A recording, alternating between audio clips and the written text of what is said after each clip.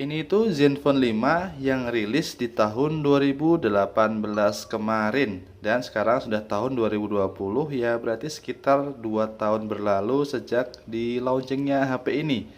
Dan menurut saya masih ada 5 plus 1 poin yang membuat Asus Zenfone 5 ini masih cocok untuk dibeli di tahun 2020 ini. Sekarang dijual di angka 2 jutaan. Poin pertama yang membuat saya masih merekomendasikan Asus Zenfone 5 ini adalah di bagian desainnya. Kalau HP 2 jutaan sekarang itu palingan back covernya itu kaca tapi framenya plastik, atau framenya plastik back covernya itu plastik juga yang dibuat mirip seperti kaca. Tapi Asus Zenfone 5 ini kalian bisa lihat sendiri, bodinya ini tipis 7,7 mm, back covernya kaca, framenya aluminium, jadi terasa kokoh dan solid. Dan kalau kalian lihat back covernya pun anti mainstream, jadi berbeda dengan HP brand lain.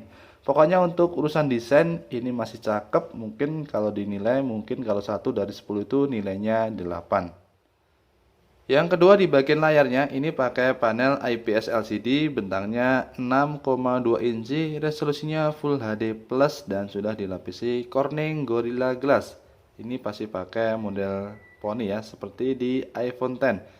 Kalau kalian tidak suka poninya, kalian bisa masuk ke pengaturan, tampilan, kemudian sembunyikan takik. Nah, jadi seperti ini tampilannya kalau kalian tidak suka pakai poni. Dan kalau kalian itu tidak suka dengan tone warnanya, kalian bisa ubah sesuaikan dengan kesukaan kalian.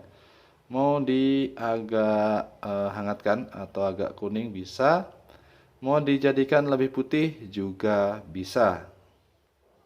Poin yang ketiga adalah kamera. Jadi ini pakai kamera depan 8 megapiksel yang support gyro Ace untuk perekaman maksimal di Full HD 30 fps.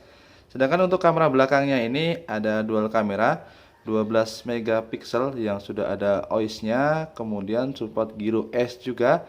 Kemudian 8 megapiksel untuk lensa ultrawide. Perekamannya maksimal di 4K 30 fps.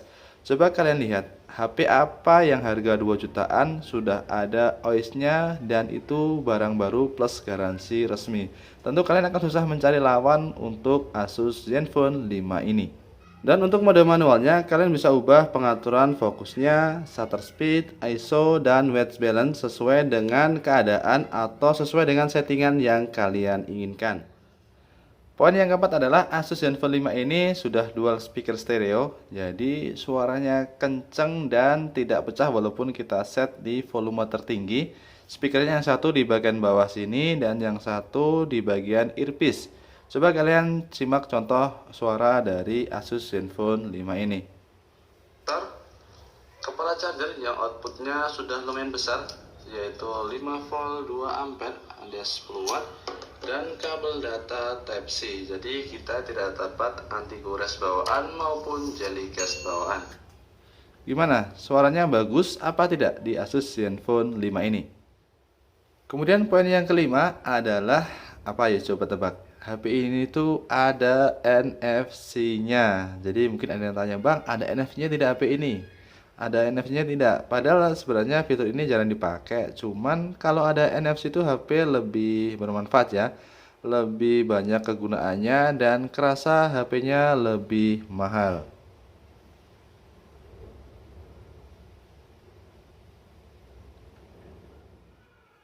Dan yang plus satunya itu adalah Zenfone 5 ini sudah support high-res audio. Sudah ada sertifikat high-res audio dan DTS Headphone X. Jadi untuk mendengarkan audio lewat headphone itu akan terasa lebih nendang. Dan poin yang saya rasa cuma biasa-biasa saja ada di bagian chipsetnya, karena pakai Qualcomm Snapdragon 636.